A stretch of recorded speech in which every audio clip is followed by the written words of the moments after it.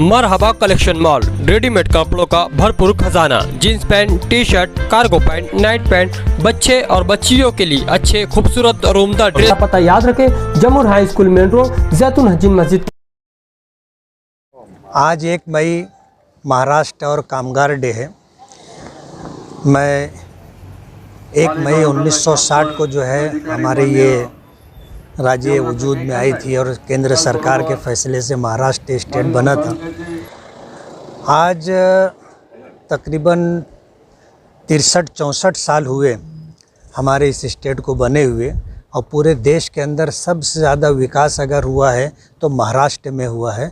और आज जो मालूमात हमारे पास है कि केंद्र सरकार को टैक्स की शक्ल में जो 1 रुपया मिलता है, उसमें सबसे बड़ा शेयर और हिस्सा महाराष्ट्र का होता है। आज इस मौके पर हम सबको दिली मुबारकबाद पेश करते हैं और उसी के साथ ये उम्मीद करते हैं कि महाराष्ट्र का रहने वाला हर शहरी, हर नागरिक अपने स्टेट के विकास के लिए और अपने देश के विकास के लिए तन मन धन से लगा रहेगा। उसी के साथ आज हमारे सर पर 2024 का इलेक्शन भी है और 20 मई को धुलिया मालेगांव लोकसभा की वोटिंग होनी है। मैं आज डिपार्टमेंट की ओर से और अपनी तरफ से तमाम ही धुलिया मालेगांव मतदार संघ के जो वोटर्स हैं उनसे ये अपील करता हूं कि 100% वोट करने के लिए कोशिश करें, योजना बनाएं।